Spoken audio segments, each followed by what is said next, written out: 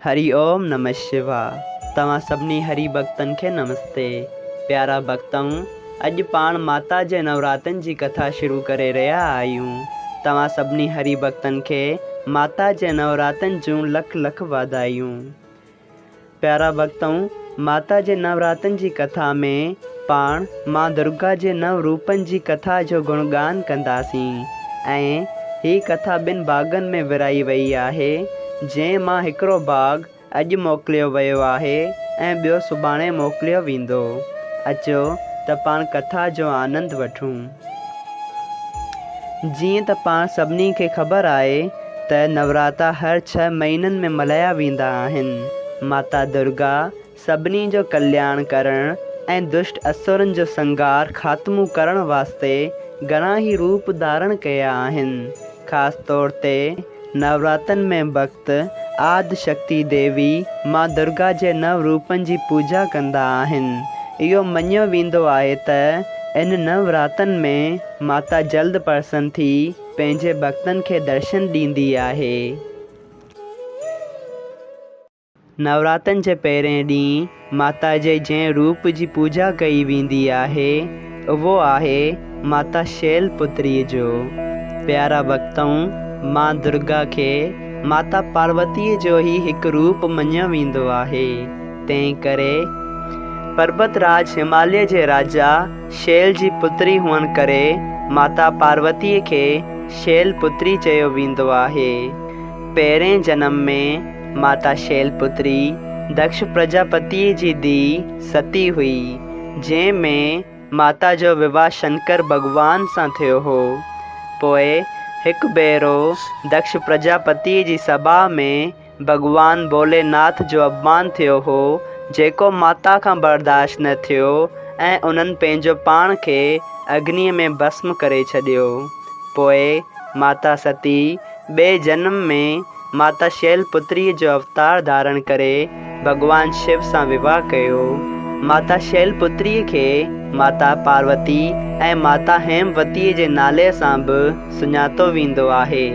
माता शैलपुत्रीअ जा 2 हथ आहिनि, जिन मां साॼे हथ में त्रिशूल ऐं खाॿे हथ में कमल जो गुल रहंदो आहे। माता शैलपुत्री जी सवारी बैल आहे। सभई चओ माता शैलपुत्री की जय हो। भक्तों, माता जो ॿियो रूप ब्रह्मचारिणीअ जो आहे, जंहिं में ब्रह्म सां मुराद तप आहे ऐं ब्रह्मचारिणीअ जो मतिलबु आहे तप करण वारी।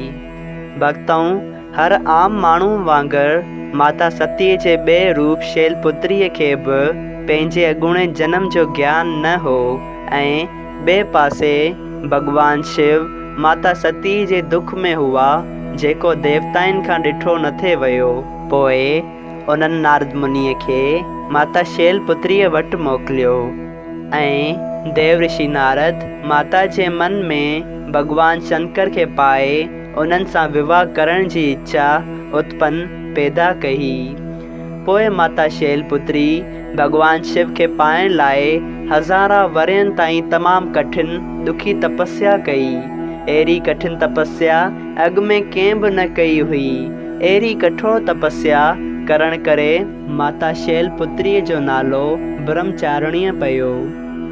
माता ब्रह्मचारिणीअ जे साॼे हथ में जप माला ऐं खाॿे हथ में कमंडल हूंदो आहे। सभई चओ जय ब्रह्मचारिणीअ माता। प्यारा भक्तऊं, माता ब्रह्मचारिणीअ जी पूजा करण वारे जो मन ॾुखे मां बि ॾुखे वक़्त में समुंड वांगुरु गंभीर रहे थो। नवरात्रनि जे 3 ॾींहं माता चंद्र घंटा जी पूजा कई वेंदी आहे। माता जो भॻवान शिव सां विवाह करण खां पोइ उन्हनि जे मस्तक ते घंटे जेॾो चंड विराजमान थियो हो।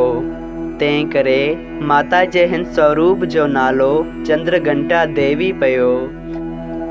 शींहं ते सवार माता चंद्र घंटा जा 10 हथ आहिनि। माता जे 10 हथनि में अस्त्र शस्त्र ऐं कमंडल, कमल जो गुल ऐं जाप माला आहे। माता जो ही रूप ॾिसण मां ईअं लॻे थो ॼण त माता हर वक़्तु युद्ध करण लाइ तयारु आहे। भक्तऊं, चयो वेंदो आहे त माता चंद्रघंटा जल्द प्रसन्न थी भक्तनि खे दर्शन ॾींदी आहे ऐं उन्हनि जे मन जूं अभिलाषाऊं पूरियूं कंदी आहे। सभई चओ जय चंद्रघंटा माता। प्यारा भक्तों, मां दुर्गा जे चौथे रूप जो नालो आहे कुष्मांडा। जंहिं वक़्तु हिन सृष्टिअ जो को बि अस्तित्व कोन हो, तॾहिं माता दुर्गा जे हिन रूप सॼी सृष्टिअ जी रचना कई हुई। देवी कुष्मांडा जो निवास सूर्य लोक जे अंदरि हिकु लोक में आहे। को बि देवता माता कुष्मांडा जे तेज जी बराबरी नथो करे सघे। संसार जे हर जीव में जेको बि तेज आहे उहो देवी कुष्मांडा जे तेज जी ही छाया आहे। शींहं ते सवार माता कुष्मांडा जूं 8 भुजाऊं आहिनि, तंहिं करे उन्हनि खे अष्ट देवी बि चयो वेंदो आहे। माता जे 8 हथनि में कमंडल, धनुष, बाण, कमल जो गुल, अमृत जो कलश, चकर, गदा ऐं सभिनी सिद्धियुनि ऐं निधियुनि खे ॾियण वारी जपमाला आहे। माता कुष्मांडा खे कद्दू पसंदि आहे। माता जे हिन रूप जी पूजा पवित्र मन सां करणु घुरिजे। देवी कुष्मांडा तन ऐं मन जे सभिनी रोगनि खे दूर करण वारी ऐं शक्ति ॾियण वारी आहे। सभई चओ कुष्मांडा माता की जय हो। प्यारा भक्तों, अॼु पाण माता दुर्गा जे 4 अवतारनि जो गुणगान कयो। सुभाणे पाण ॿियनि रूपनि जो बि गुणगान कंदासीं। सभई चओ जय माता दी।